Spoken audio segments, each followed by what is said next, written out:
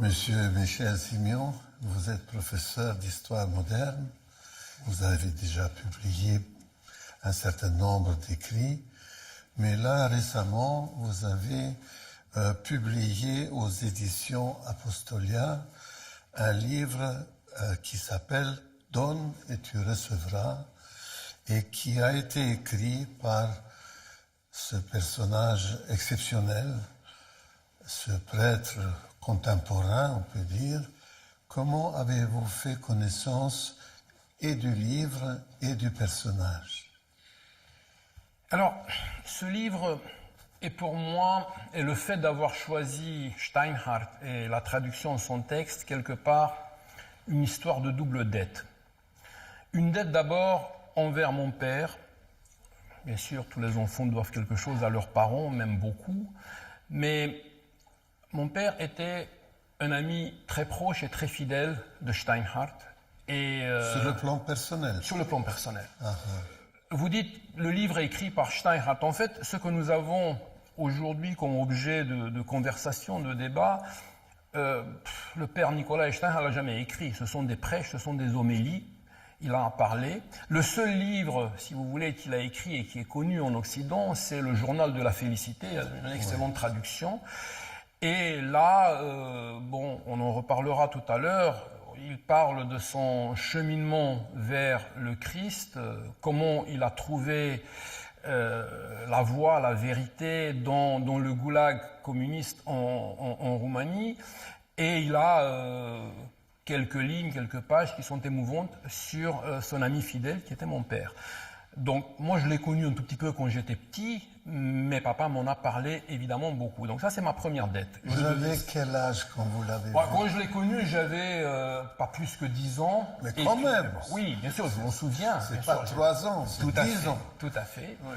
Donc ça c'est ma première dette envers la mémoire de mon père, à qui je dois énormément de choses, et entre autres le fait de m'avoir mis entre les mains des souvenirs de Nicolas Steinhardt, le journal de la félicité, et d'avoir partagé avec moi des choses qui sont, je dirais, du domaine de son amitié très personnelle avec ces grandes figures. Et puis, j'ai une deuxième dette. Moi, je suis arrivé en France, mon père, en 1980. J'ai fui le communisme roumain. J'ai été réfugié politique. Et je considère que j'ai une dette envers ce pays. Alors, vous savez, les dettes, on en parle, mais c'est pas que du matériel. Pour moi, ça n'est pas ça. Ce pays qui m'a donné énormément de choses, il fallait bien que, vers la fin de ma vie, je lui rende un peu ce que je pouvais faire. Et ce que je pouvais faire, c'est traduire en français, une des pensées les plus lumineuses roumaines, et donc offrir au public français les paroles de foi, Donne et tu recevras, donc le livre de Steinhardt. Voilà l'origine de ce projet. Après, c'est ma scolarité à l'Institut Saint-Serge de théologie orthodoxe, où je vous ai eu comme professeur, où j'ai eu des professeurs qui m'ont incité d'aller au-delà de quelques articles, de quelques propos, et d'achever ce projet. Voilà la genèse un peu de ce livre, mon père. Et quel langage, quel français, félicitations. Oh, c'est une grande, je dirais, aventure que de s'essayer à traduire Steinhardt, parce que Steinhardt, il mélange le langage du théologien et du père qui connaît très bien ses dogmes et sa littérature patristique avec un jargon roumain très populaire. Il s'adressait à un auditoire de bergers, alors au monastère, on en parlera tout à l'heure, et ça pratiquement dans la même phrase. Alors ça c'est impossible, ou presque impossible, pour une langue si, je dirais, rigide. Le français ne peut pas se permettre ce genre de facilité de langage. Ouais. Ça n'a pas été très facile, mais je me suis souvenu que Steinhardt lui-même avait fait des traductions, était traducteur, et je me suis dit que de là où il est, peut-être qu'il trouvera un peu d'indulgence pour le traducteur que j'ai essayé d'être. Dans la belle préface que vous avez écrite, vous dites que la vie du père a été vraiment exceptionnelle. Oui, c'est une vie exemplaire. Si vous permettez, je vais essayer on ne peut pas comment résumer une vie en quelques minutes, mais elle a été exemplaire, et je voudrais parler des 3 tournants. Il y a 3 tournants dans sa vie qui sont vraiment exceptionnels et je crois que c'est bon de dire ou de rappeler cela même pour ceux qui nous écoutent ou nous regardent, car nous avons tous dans notre vie un moment de des tournants où il s'agit de dire oui ou non à un certain nombre de choses. Voyez-vous, Nicolae Steinhardt est un juif roumain, un intellectuel brillant, fait un doctorat de droit, donc il est né en 1912, fait des études brillantes, fait un doctorat de droit constitutionnel, publie, a une activité avant la Seconde Guerre mondiale d'intense publicistique. Il est vraiment érudit européen. Il est européen, c'est exactement le mot. C'est magnifique. C'est magnifique. Il parle, bon, les Roumains parlent le français. Les Roumains parlent toutes les langues, on le sait. Mais Steinhardt parle un français achevé, il écrit en français, il a écrit un essai sur la catholicité du judaïsme, vous voyez. Bon, il écrit des choses subtiles en français, mais il parle anglais, il parle allemand, il se débrouille en hébreu. Bon, arrive la Seconde Guerre mondiale, arrive surtout l'armée rouge et l'instauration du communisme, et là, tout d'un coup, le cercle d'intellectuels qu'il fréquentait, ses amis personnels, commencent à être arrêtés un par un. Et pas grand-chose, discussion intellectuelle, pensée contre-révolutionnaire. Bon, en gros, ils avaient traduit des textes de Platon, ils avaient discuté de Hegel et ils se posaient des questions sur le destin historique de la Roumanie par rapport à d'autres nations. Vous voyez, on est loin tout de même des complots antigouvernementaux. Toujours est-il qu'en 1959, Steinhardt n'est pas arrêté, mais tous ses amis sont arrêtés. Et on lui propose à ce moment-là... Et pourquoi il n'est pas, lui, arrêté? Alors, il n'est pas arrêté parce qu'on considère qu'il ne peut pas, n'étant pas chrétien, et tous ses amis étant, pour la plupart, de fervents orthodoxes, de très proches de la littérature patristique, des gens proches de la théologie orthodoxe, on considère, bon, celui-là, il est peut-être plus fragile, la pensée unique qui croit que tout ce qui est chrétien, tout ce qui est orthodoxe est automatiquement de droite et donc tout ce qui ne l'est pas est plus censé d'être de notre côté et éventuellement de trahir. Donc on lui propose quelque chose qui n'est pas grand-chose en fait. On lui propose d'être le témoin de l'accusation dont le procès fait contre ses amis, c'est-à-dire non pas de les dénoncer, la police politique, la sécurité savait tout.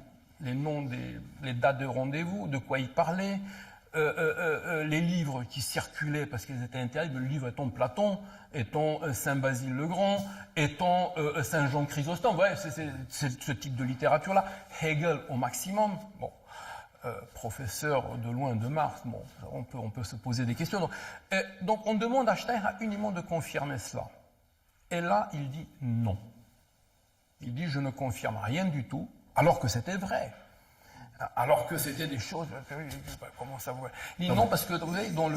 Il ne voulait pas collaborer avec... Il ne voulait pas collaborer, exactement. Il se rend compte, à ce moment-là, il se rend compte que son oui est un oui au diabolos, à celui qui sépare. Voilà, c'est ça. Au démon. Donc il dit non. Donc, je ne veux pas. Oui, mais c'est pas grand-chose. Vous êtes d'accord que... Oui, mais moi je ne témoigne pas contre mes amis. C'est le premier tournant de sa vie. Oh, ben ça lui coûte cher. Il dit, ça va, ça c'est 15 ans de travaux forcés. Ouais. Avec les autres. Ah, mais c'est ça. Avec les autres, bon là, tu veux pas, eh ben, avec eux. Bon, il entre en prison, et là, le deuxième tournant, il a cette révélation fantastique que le chemin, la voie, la vérité, c'est le Christ. Et il se fait baptiser dans le secret des geôles communistes, à Jihlava. En prison. En prison, à Jihlava. Quelques mois après son arrestation, il demande son baptême.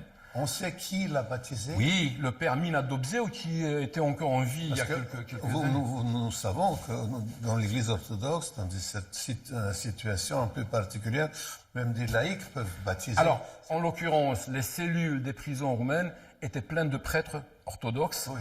Et il y en a un, mais vous faites bien de me poser la question, mon père, car il a demandé à ce qu'il y ait comme témoin à son baptême un prêtre catholique et un pasteur protestant. Il y en avait plein dans les cellules. Dans un souci, dit-il, de pensée écuménique et de penser que l'Église, au-delà, elle est une. A demandé comme il récite le credo orthodoxe, le baptême se fait, alors il faut lire le journal de la félicité, hein, ce livre qui a tellement ému Jean-Paul II, lorsque Jean-Paul II va en Roumanie, lorsqu'il arrive en Roumanie, il dit, si vous avez parmi vous un type comme Steinhardt, vous n'avez pas besoin de moi. Donc il se fait baptiser. Il a dit ça. Il a dit ça lors de son premier voyage en pays orthodoxe en Roumanie. C'est sympathique. Et donc, Jean-Paul II avait demandé un livre ou quelque chose sur un Roumain contemporain, un religieux, un mystique, un prêtre, un moine. Et on lui avait donné, on venait de traduire en français, préfacé par Olivier Clément, le journal de la félicité. Donc le livre, le fameux livre de Steinhardt. Pas ses homélies, il n'était pas publié. À partir de là, moi j'appelle ça le second tournant. Là, il dit, c'est ça la voie. Qu'est-ce qui s'est passé exactement? Comment? Quelle prière? Quelle illumination? Vous voyez, à un moment donné, on m'a demandé, mais pourquoi sur ce livre avez-vous choisi de mettre l'icône de la transfiguration? On ne met pas des icônes sur des couvertures de livres. Si, on peut en mettre. Bon, vous me rassurez, parce que j'ai eu des gens qui m'ont dit, Michel, une icône. C'est imprimé, donc ça va. Voilà. Donc, si mon professeur d'iconologie dit que je n'ai pas fait quelque chose de très grave, je suis vraiment rassuré. Pourquoi j'ai mis cette icône? Parce que, voyez-vous, bon, cette célèbre icône de la transfiguration, j'ai appris à Saint-Serge, j'ai appris avec vous qu'à ce moment-là, ce n'est pas le Christ qui a changé, mais ce sont les écailles des apôtres qui sont tombées de leurs yeux et ils l'ont vu tel qu'il était. C'est-à-dire, ils ont dit, c'est Dieu, c'est lui. Eh bien, la même chose est arrivée par une grâce qu'on ne peut pas expliquer, ni vous ni moi, à Steinhardt, qui lui a été faite à ce moment-là, en prison, dans l'enfer, dans le goulag. Et c'est pour cela que son livre s'appelle Le journal de la félicité. C'est un voyage en enfer, la prison. Et une prison communiste, je veux dire, on n'est pas quand même dans un hôtel de jeunesse, on est quand même dans le goulag communiste. C'était quelle année? Alors, il est arrêté le 1er janvier, il faut le faire, 1960, et ça s'est passé quelques mois après. Quelques mois après. Et le père Mina Dobzeo, qui le baptise, lui dit, tu promets que si tu sors d'ici vivant, tu feras la chrismation à la sortie de prison. C'est ce qu'il va faire avec 2 témoins, dont un c'était mon père, papa. Les gens avaient peur. Donc, il est sorti de prison, il n'a pas fait 15 ans, Dieu merci d'ailleurs. Il y a eu une amnistie, en 1964, il sort de prison. Il confirme son baptême. 64. Il confirme son baptême. Il y a eu la grande amnistie pour les prisonniers politiques. Il sort de prison, il confirme son baptême, présent de papa. Et c'est dans cette période-là, moi je suis né en 1956, nous n'avons pas de secret à notre âge, donc bon, j'avais 8, 9, 10 ans, il venait souvent à la maison, il prenait des livres. Papa avait une très très très belle bibliothèque. Qui malheureusement était perdu. Bon, ça c'est une autre histoire. Et donc il prenait il était très intéressé de lire la patrologie, les pères de l'Église. Bon. Et il avait de longues discussions avec mon père, dont je ne comprenais absolument rien. Mais de temps en temps, il avait, je me souviens, un regard vers moi en me disant... Est-ce qu'il ressemblait Pas encore, il n'avait pas de barbe. Il n'avait pas de barbe. Encore. Non, pas encore. Il parlait beaucoup. Ouais. Il était tout le temps pressé. Il avait tout le temps peur. Et je me rappelle, vous savez, des choses qui sont émouvantes. Il mangeait parfois, et j'étais un gamin, et je voyais, il prenait les miettes du pain une par une, il ne laissait pas une miette, il avalait les miettes du pain. Ça, c'était une habitude. Mon père m'a vu... De la prison. Oui, la prison. Ouais. J'ai demandé à mon père, mais pourquoi il fait ça? Et papa m'a dit, il ne faut pas rire, pas se moquer, c'est la faim, la prison. Il avait ne jamais laisser. Ça, je me souviens, il avait dit à mon père, peut-être que Mihai, le Michel d'aujourd'hui, un jour connaîtra un autre monde. Il partait vite, il mangeait, il parlait avec papa, il partait avec des livres, il ramenait les livres, voilà, c'était l'époque où je l'avais connu. Et puis plus tard, en 1980, et c'est le 3e tournant de sa vie, une fois que son père était décédé, donc il avait un peu réglé ses problèmes, je dirais, ou ses dettes dans ce monde-ci, il dépose ses vœux, il choisit un monastère, et il devient moine dans le fin fond des Carpates roumaines, le nord de la Roumanie, frontière avec l'Ukraine. Ça n'a pas été très facile, je devrais le dire tout de même. Bon nombre de monastères ont été réticents pour le recevoir. Et on peut le comprendre. Parce qu'il était non-conformiste. Il avait une étiquette. Les moines. Mais oui, et puis il avait une étiquette et il y avait tout le temps la police politique derrière En lui. plus. Et bon, ça aurait créé... Bon, et puis à Rohia, on le reçoit. Et c'est très drôle parce que il a dit, celui qui l'a reçu en monachisme, j'aimerais pouvoir continuer à écrire tout de même, c'est ma sensibilité. Et alors, l'évêque lui dit, Père Nicolas, non seulement que je prends en considération votre demande, mais je vous le demande à titre d'obéissance de continuer à écrire. Je vous demande même de faire deux choses, mettre en ordre dans les livres du monastère, il y avait quelques 30 000 volumes, c'était quand même un patrimoine culturel, et de continuer à écrire. Voilà. Un bon évêque. Oui, un bon évêque. Ouais. Et là-bas, de temps en temps, on lui demande de faire des prêches, de parler. Donc, il fait des prêches qui ne sont pas publiés, bien sûr, ce sont des notes manuscrites, et qui ont été publiés à titre posthume, sous le nom d'Erwin Veidobundi, Cuvinte de Credință, en roumain. Ça veut dire donne pour recevoir, donne et tu recevras, en donnant tu recevras. Voilà. C'est ce livre-là. Et c'est ce livre-là. Mais c'est pas lui qui a choisi le titre, c'est lui, il a parlé. C'est un langage oral. Et après, il a rédigé, mais dans un souci qu'un jour, peut-être, ça sera publié. D'ailleurs, et si vous me permettez de prendre encore une minute, d'ailleurs, 3 jours avant sa mort, sur son lit de mort et de souffrance, il donne le manuscrit de ses homélies, donc ce que nous avons ici entre les mains de manière publiée, à 2 frères moines en disant il ne faut pas que ça soit trouvé dans la cellule monastère.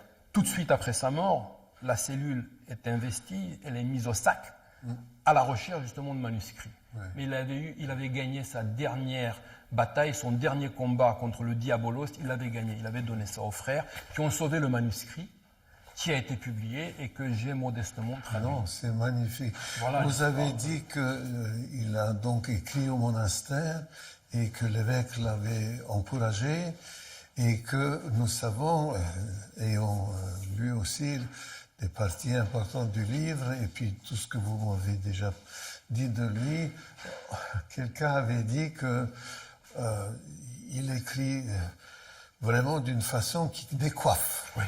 Oui. Et c'est ça qui comment dirais-je, qui fait sans doute l'originalité, la force et la vérité, l'authenticité de ce livre. Mais il a une façon de dire les choses qui sont complètement inattendues.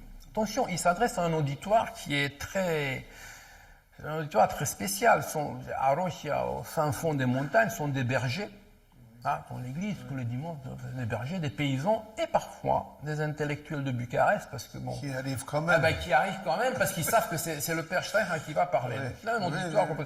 Et bien entendu, l'ineffable Securitate Police Politique qui est là tout le temps. On ne sait pas qui et où est parmi, mais qui est là tout le temps.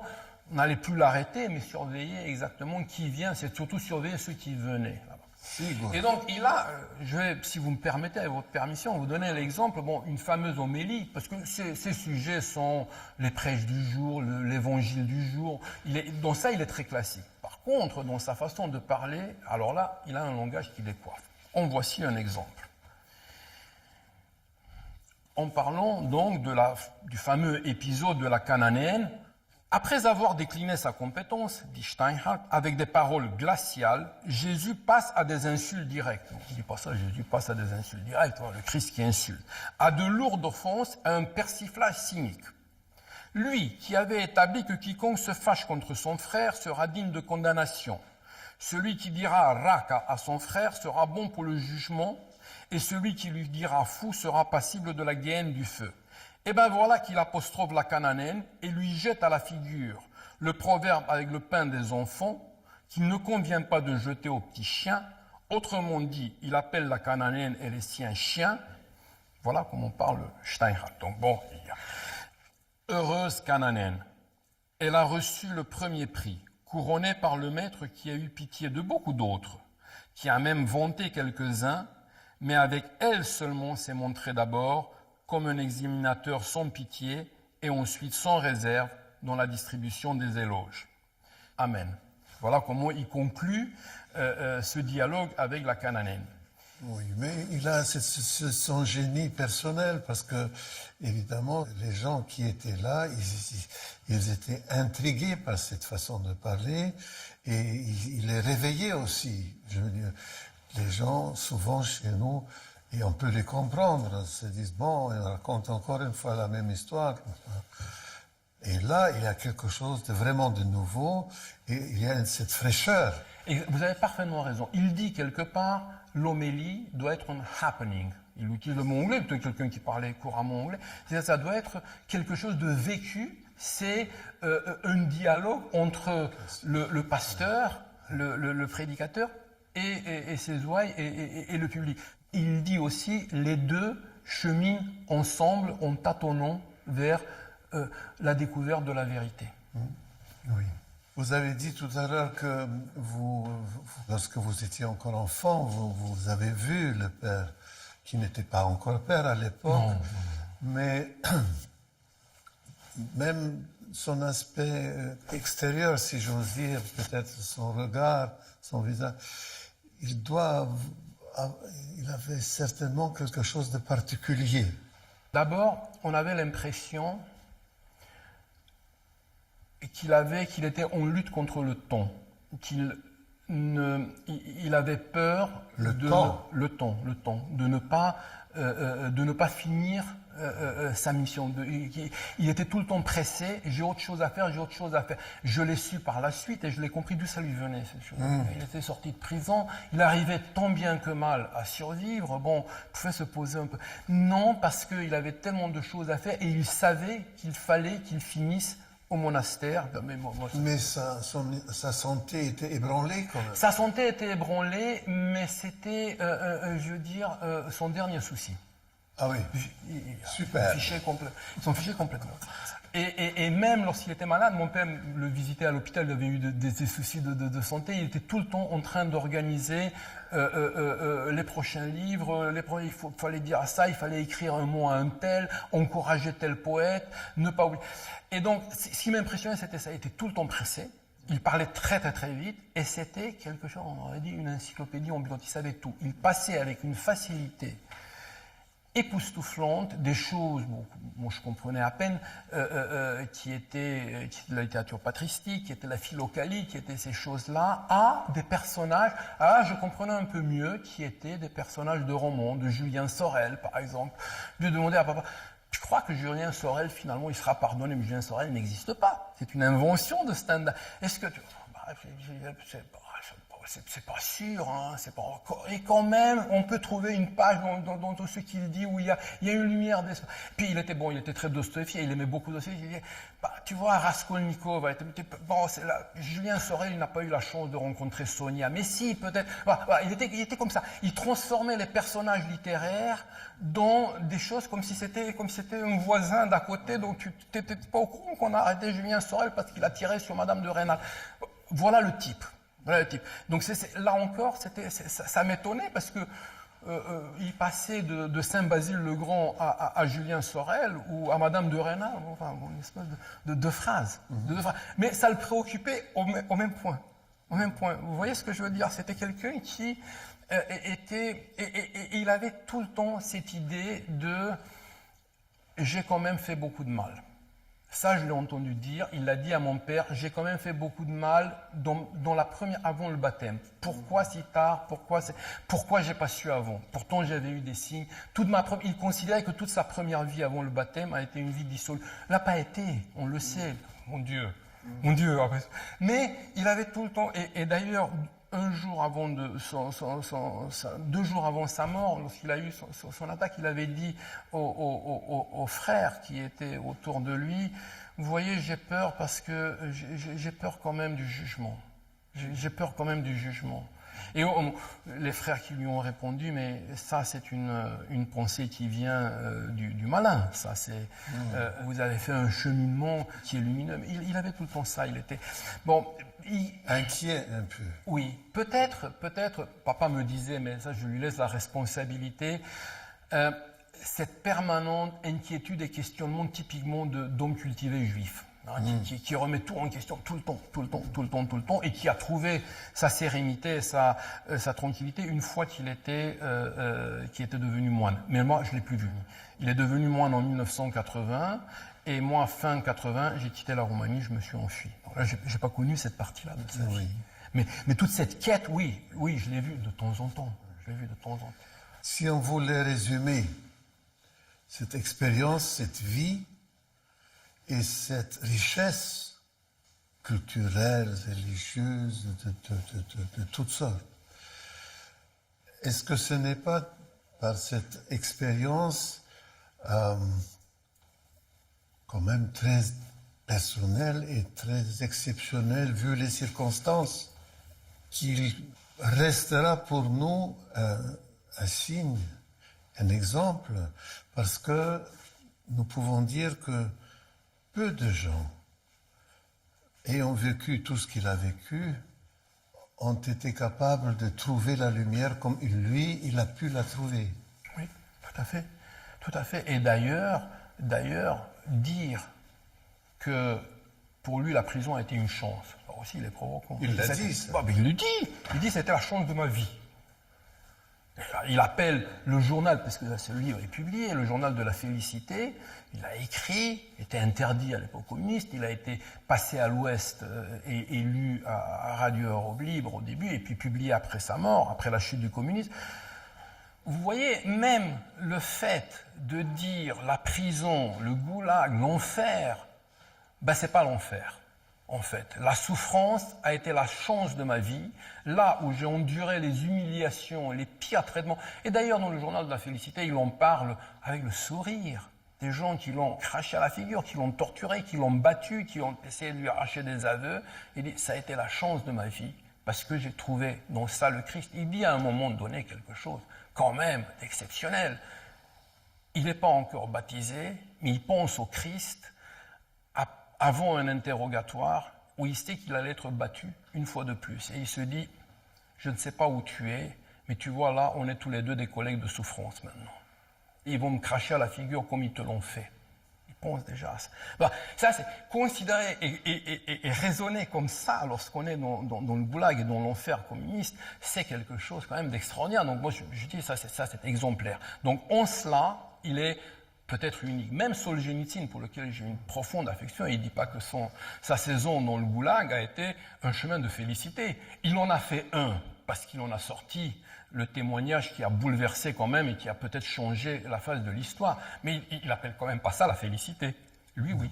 Lui, il dit, c'est ma béatitude, le fait d'avoir été... Et c'est en cela qu'il décoiffe. Et c'est en cela aussi qu'il décoiffe. C'est en cela qu'il décoiffe, qu'il gêne beaucoup.